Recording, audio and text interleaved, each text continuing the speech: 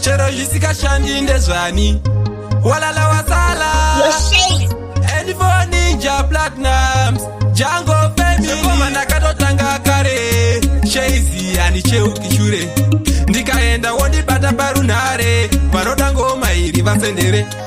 vamwe vaifunga ndiri shiri hero ngoma rangu rine zikiri ende ndichatobudira kumhiri kusvikira ndazoitawo Shaizi zvakuimba ndichida zvekuimba kutaura fe ndakuputisa mabhomu afana vangu inzai ngoma rangu musati halishandi nekuti halisi zvangu handimira kuimba ndichida zvekuimba kutaura fe ndakuputisa mabhomu afana vangu inzai ngoma rangu musati halishandi nekuti halisi zvangu ndakatanga kuimba ngoma rikarira mafanzi mese makateerera madhara makuru machembere makuru vakatanga kundifarira afana vangu musawanza dzungu muchiti zvekuimba izvi hazvisi zvangu handina hangu chipo asi ndine shungu mukauya ukarati ndiko kwangu Shaizi zvekuimba ndichida zvekuimba kutaura fe ndakuputisa mabhomu afana vangu inzai ngoma rangu musati halishandi nekuti hazvisi zvangu handimira kuimba ndichida zvekuimba kutaura fe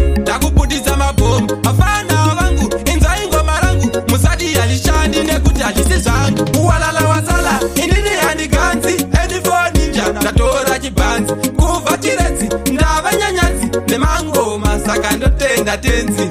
mafanzi maita kuti ndizikanwe mandipa chani Shaizi unza maiki ndiimbe sebenzi kuita setsuro ichapinda mugwenzi Shaizi zvekuimba ndichida zvekuimba kutaura fe ndakuputisa mabhomu afana vangu inzai ngoma rangu musati halishandi nekuti halisi zvangu handimira kuimba ndichida zvekuimba kutaura fe ndakuputisa mabhomu afana vangu inzai ngoma rangu musati halishandi nekuti halisi zvangu ndakatanga kuimba ngoma rikarira mafanzi mese makateerera madhara makuru machembere makuru vakatanga kundifarira afana vangu musawanza dzungu muchiti zvekuimba izvi hazvisi zvangu handina hangu chipo asi ndine shungu mukauya ukarati ndiko kwangu Shaizi zvekuimba ndichida zvekuimba kutaura fe ndakuputisa mabhomu afana vangu inzai ngoma rangu musati halishandi nekuti hazvisi zvangu Shaizi zvekuimba ndichida zvekuimba kutaura fe ndakuputisa mabhomu